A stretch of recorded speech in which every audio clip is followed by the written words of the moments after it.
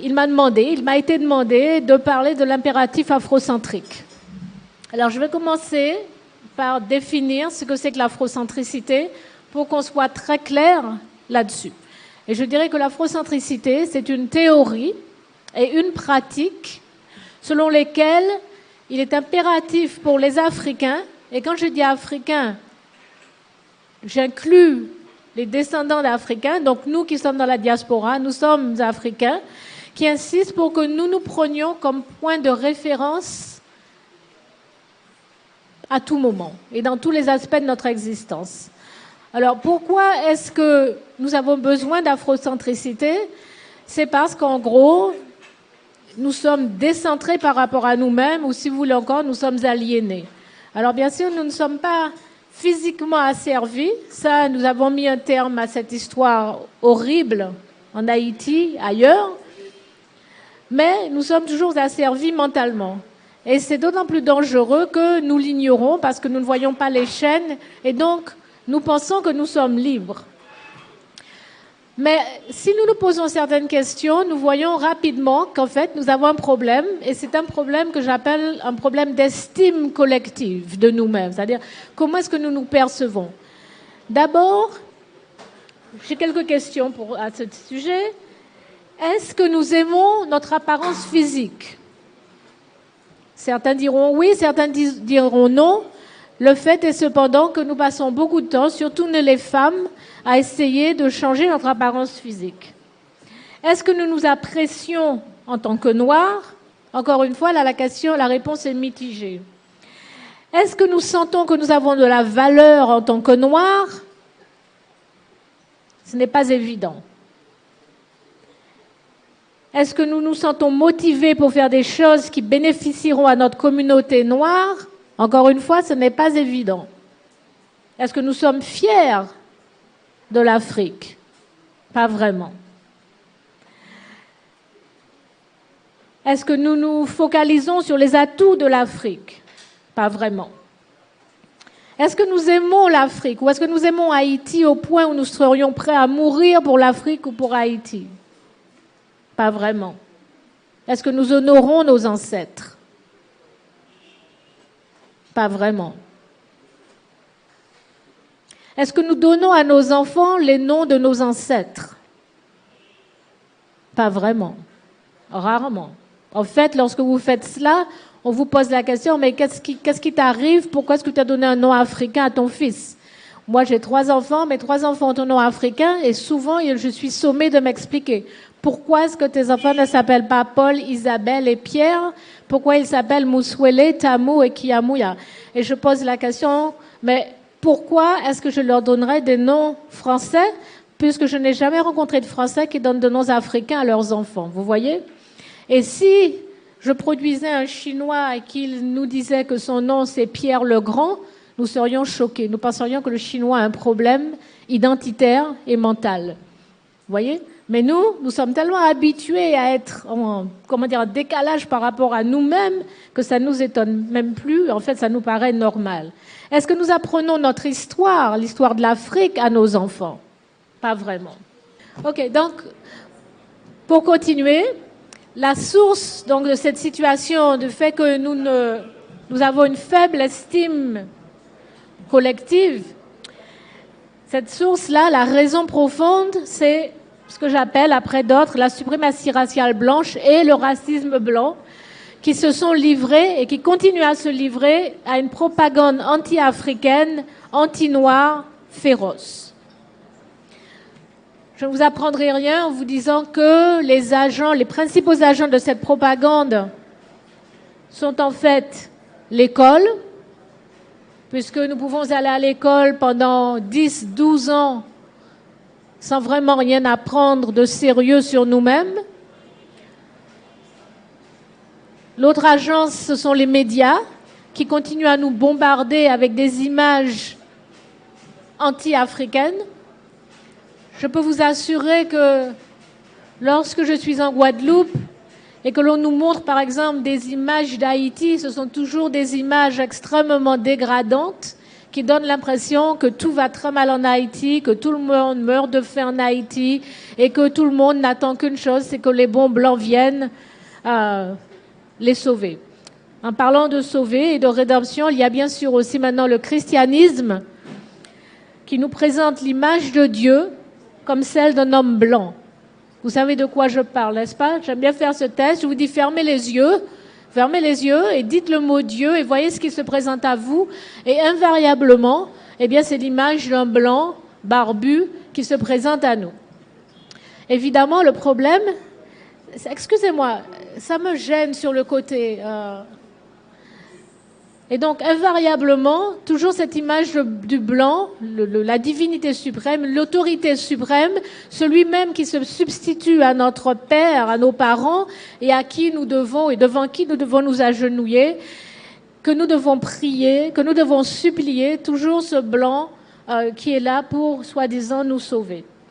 Et puis nous-mêmes, bien sûr, nous sommes satanisés, puisqu'on nous dit que Satan est noir, et que l'on nous affirme que le vaudou n'est que de la sorcellerie. N'est-ce pas? Donc quand vous dites que vous pratiquez le vaudou, tout de suite, c'est toute une histoire, on vous soupçonne de toutes sortes de choses, alors qu'en fait, s'il y a une religion qui est criminelle entre toutes, c'est bien le christianisme, suivi de très près par l'islam. On n'a jamais entendu dire que des vaudouisants mettaient des bombes, n'est-ce pas, dans des avions ou mettaient des bombes dans des galeries commerciales pour tuer, n'est-ce pas, des gens qui ne leur ont rien fait. On n'a jamais entendu ça. Aucune religion africaine n'a jamais fait ça, n'est-ce pas? Et pourtant, on continue, n'est-ce pas, à véhiculer cette image de la religion africaine, de la spiritualité africaine comme quelque chose de négatif, de satanique. Donc, notre problème, ou le problème dans ce cas de la suprématie raciale blanche, c'est qu'en fait, notre humanité n'est toujours pas admise par les Blancs. Et que tout est littéralement mis sans dessus-dessous. Ceux qui ont subi les affres de l'esclavage sont présentés comme mauvais, méritant d'être traités comme moins que des bêtes, toujours, tandis que leurs bourreaux, cruels et inhumains, sont présentés comme des modèles d'humanité et de bonté. Vous voyez, puisque Dieu est blanc, eh bien bon, le tour est joué. Non seulement nous sommes en dehors de l'humanité, les Blancs deviennent, eux, le modèle, comme je vous dis, définitoire de bonté et d'humanité. Et donc, qu'est-ce que nous devons faire? C'est imiter les Blancs, nous dit-on, pour devenir pleinement humains. Et ça se passe par le biais de deux mécanismes. Le premier, c'est le mécanisme d'universalisme, où les Blancs disent qu'en fait, tout ce qui s'applique à eux vaut pour les autres. Et l'autre mécanisme, c'est le mécanisme de l'objectivité. Je commencerai par le deuxième. Nous savons très bien que l'objectivité est impossible. Épistémologiquement, il est impossible d'être objectif. Au mieux, on peut être honnête, mais on ne peut pas être objectif parce que nous avons tous un bagage, n'est-ce pas, que nous traînons avec nous, qui est déterminé par nos circonstances particulières, y compris, n'est-ce pas, nos préjugés culturels, sociaux, etc., etc. Donc, quand les Blancs vous disent que eux, ils sont objectifs et que ce qu'ils disent, c'est donc la vérité, nous ne devons pas les croire. Mais ils se servent de ce subterfuge, encore une fois, pour imposer leur version des faits. Le deuxième subterfuge, c'est celui d'universalisme, encore une fois, où ce qui s'applique à eux vaut pour tout le monde. Je vous donne quelques exemples. Quand ils nous parlent de musique classique, on a l'impression qu'il s'agit d'une musique universelle, n'est-ce pas? Mais quand on dit musique classique, qu'est-ce qu'on entend? Qu'est-ce qu'on voit? Chopin, Beethoven, Mozart et compagnie, Bach, donc des musiciens occidentaux européens. Je ne nie pas que ces gens-là aient du talent, ça les concerne. Je ne suis pas là pour dire qu'ils ne valent rien. Pas du tout.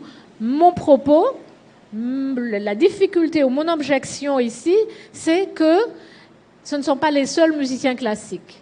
Il y a des musiciens classiques dans toutes les traditions, chez tous les peuples. Vous comprenez? Quand on parle de littérature classique, qu'est-ce qui vient à l'esprit? C'est soi-disant auteurs des Lumières européennes, les Voltaire, les Baudelaire, les machins et compagnie, qui, soit dit en passant, étaient tous de grands racistes, à croire, encore une fois, qu'il n'y a que les Européens qui sont capables d'écrire, de produire de grandes œuvres. Donc nous nous trouvons minimisés, nous nous trouvons marginalisés, nous nous trouvons invisibles, en fait. Nous devenons invisibles même à nos propres yeux. Puisque quand nous allons à l'école, on ne nous apprend pas, n'est-ce pas, nos propres traditions. Il y a autre chose encore qui est très important, c'est la conception linéaire du temps et de l'évolution de l'humanité selon un modèle tracé, n'est-ce pas, par les Blancs en raison de leur soi-disant avance par rapport au reste du monde. Et donc nous sommes donc définis par rapport à eux et toujours en état de manque. Alors on nous dit que nous sommes sous-développés, on nous dit que nous sommes en voie de développement, que nous sommes émergents, ça c'est le dernier label, la dernière étiquette à la vogue. On vous parle des pays émergents, le Brésil, je sais pas quoi encore, la Russie, l'Inde, etc. Mais toujours, qu'est-ce qu'on prend comme critère pour définir? C'est l'Occident. Comme si, encore une fois, l'Occident, c'est le modèle par rapport auquel tous les autres doivent être définis. Sur le plan culturel, notre faible estime collective se manifeste par ce que j'appelle le syndrome de la validation blanche, c'est-à-dire le recours à l'expérience des Blancs pour valider la nôtre. Et donc nous avons affaire, en d'autres termes, à de l'aliénation culturelle ou encore à la dislocation, pour utiliser un terme afrocentrique. C'est-à-dire que nous vivons à travers des normes culturelles d'emprunt, ou je devrais dire plutôt d'imposition, qui ne viennent pas de nous, mais qui viennent bien sûr de l'Europe, et qui sont jugées supérieures aux nôtres. Alors je vais vous donner quelques exemples, parce que vous pouvez penser que j'exagère, mais regardons par exemple la question du nom que j'ai posée tout à l'heure. Je suis sûre qu'il y a très peu d'entre nous ici qui ne portons pas de noms occidentaux. Pourtant, nous serons les premiers à dire que non, nous ne sommes pas des Occidentaux, nous ne sommes pas des Européens, nous sommes Haïtiens, nous sommes Africains, nous sommes Guadeloupéens, et pourtant nous avons des noms d'Occidentaux et ça ne nous gêne pas plus que ça. Je parlais à une jeune fille, elle me disait, moi je suis libre d'avoir le nom que je veux. Mais non, on n'est pas libre, ça nous est imposé. Nous acceptons ça en pensant que finalement c'est universel, que les noms européens sont universels. Un autre exemple qui montre bien que nous sommes aliénés culturellement, c'est la question spirituelle. Alors qu'une fois, ça revient à l'image de ce Dieu blanc. Et je dirais que pour mon grand désespoir et mon grand chagrin, que même dans le vaudou, n'est-ce pas, nous ressentons le besoin de maintenir des images de saints blancs à l'intérieur du vaudou pour valider le vaudou. Vous voyez? C'est le syndrome de la validation blanche. Sur le plan esthétique, la beauté est blanche, n'est-ce pas? Donc, nous avons des frères, des sœurs qui cherchent à éclaircir leur peau, toujours parce que la norme, l'idéal, c'est quoi? C'est le modèle blanc. Nous nous défrisons les cheveux, nous mettons des perruques. Tout ça pour essayer, n'est-ce pas, d'émuler ce modèle-là. Sur le plan linguistique, pour parler vraiment, il faut parler une langue des Blancs, qui est présentée comme plus intelligente, plus complexe, plus civilisée que les nôtres. Sur le plan théorique, nous épousons des théories qui n'ont rien à voir avec nous. Nous sommes marxistes, nous sommes féministes, nous sommes structuralistes, post-structuralistes, nous sommes mondialistes. Tout ça, ça n'a rien à voir avec nous, ça ne vient pas de nous. Sur le plan identitaire, nous disons que nous sommes mélangés, que nous sommes à 80% ceci, à 20% cela. Nous sommes créoles, nous sommes métis, n'est-ce pas? Tout sauf africains. Même si, quand nous nous regardons dans un miroir, il est clair que... Sur le plan conceptuel, c'est pareil. Nous sommes encore en Occident. Nous parlons de développement, nous parlons de progrès, nous parlons de droits de l'homme, de droits de la femme, de droits des animaux, de droits de l'enfant, de démocratie, de liberté, de mondialisation. Mais encore une fois, d'où viennent ces concepts-là? Ils ne viennent pas de nous, ils viennent de l'Occident. Et il y a quelque chose qui est très clair, c'est que nous qui sommes colonisés, qui sommes aliénés, nous ne pouvons pas imaginer, et l'afrocentricité nous le dit, nous ne pouvons pas penser notre libération en utilisant les concepts de nos oppresseurs. C'est impossible. N'est-ce pas? La deuxième conséquence, non seulement nous sommes aliénés culturellement, mentalement, mais nous sommes aussi incapables d'occuper notre part d'espace physique et mental pleinement. Je vous donne un exemple.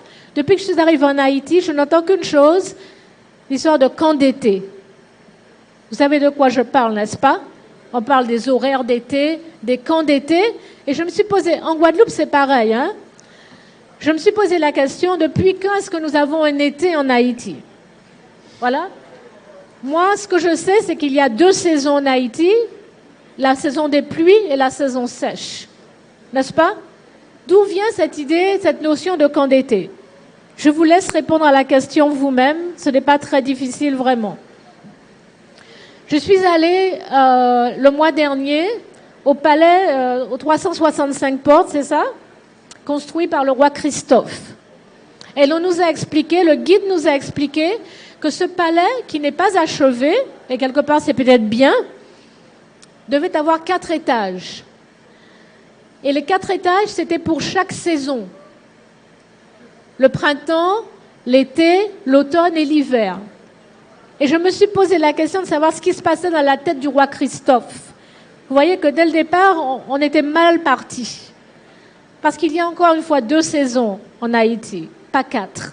Donc le modèle inconscient, vous voyez, c'est ce qui est dangereux. Le modèle inconscient, même alors même que l'on essaie de construire cette nation haïtienne, n'est-ce pas? Alors que même que tant de sang a coulé pour construire Haïti, le modèle inconscient demeure l'Europe. Et c'est pour ça que quelque part Haïti est toujours dans cette situation-là. C'est-à-dire qu'on a évacué les Blancs physiquement, mais mentalement, ils sont restés dans notre tête et dans notre cœur. Vous voyez? Et donc nous sommes toujours aliénés et nous sommes prêts à nous battre pour rester comme nous sommes. Il y a des gens qui vont me dire « Oh, Amamazama est radical, Amamazama est raciste, Amamazama n'aime pas les Blancs. » Je dis « Vous savez quoi? Je ne suis pas raciste, je suis anti-raciste. » Et c'est pour ça que je parle comme ça. Parce qu'il n'y a aucune raison pour qu'un peuple impose ses normes, son expérience à un autre peuple, à moins que ce peuple-là accepte qu'il est inférieur. Et ça, je n'y consentirai jamais. Il est impossible d'imaginer que nous, les Africains, qui sommes le berceau de l'humanité, nous sommes les mères et les pères de l'humanité. Il n'y a eu personne d'autre avant nous. Nous avons passé 70% de notre existence, vous le savez probablement, en Afrique. Il y a 50, 60, 70 000 ans, toute l'humanité était africaine, était noire. Non seulement nous sommes l'Afrique est le berceau de l'humanité, et donc nous sommes les enfants de personne, nous n'avons de leçons à recevoir de personne, n'est-ce pas? Mais en plus, la peau noire est la norme. La peau noire est naturelle. Ne pas avoir de mélanine, c'est ça.